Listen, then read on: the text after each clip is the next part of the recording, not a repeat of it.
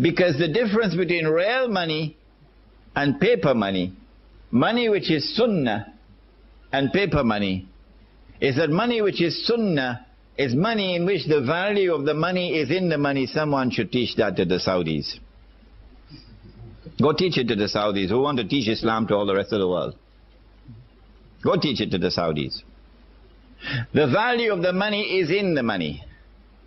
The definition of the paper money is that the value of the money is no longer in the money. And so the value can be changed. Every time the value is changed, the value goes down. What happens when the value of money goes down? The first thing is that there is a massive transfer of wealth from the masses to that predatory elite, which in this case was the government, Uncle Sam. The masses lost half of their wealth, almost half. That's the first thing that happens when the value of the paper money goes down. What's the second thing that happens? The answer is this. I worked for the whole month. I got my salary in gold. Could buy a camel. Took it home. Put it underneath the pillow. Took it out after 5 years. You could still buy the camel. 10 years, you could still buy the camel. But when I get my salary in paper now, you can buy a camel, take it home, put it underneath the pillow.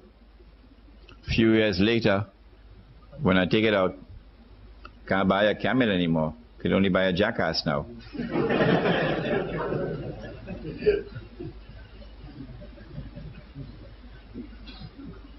So now I'm beginning to feel like a jackass because someone has ripped me off.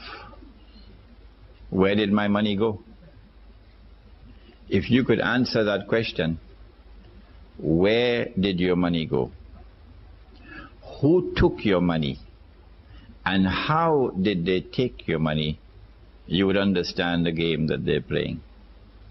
We used to have men like that. In North America, we had one Islamic scholar who was like that, and then they killed him. A man named Malcolm X. He didn't have a PhD from Al-Azhar, but he could see better than any sheikh. Who took my money? And how did they take him? Did they take it? A few years later, I take the money out of my pillow. Can't buy a jackass anymore. Can only buy a goat. A few years later, can't buy a goat anymore. Can only buy murgi. Dajaja. Chicken. I mean, you got to eat a lot of halwa not to be able to see that this is haram. But the distinguished muftis of Islam still have to declare that this paper money is haram.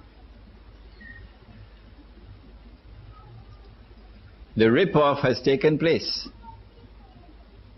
The thieves have looted everything. Our people are now in miserable poverty, destitution, imprisoned in that poverty. كَادَ الْفَقْرُ أَنْ يَكُونَ كُفْرًا, said the Prophet ﷺ, that this poverty and destitution can lead a people to kufr, and that is what is happening in many parts of the world. But the mufti still cannot see that this is haram. You will not get a fatwa from the mufti that this is haram, much less to get a fatwa from the mufti that this is riba.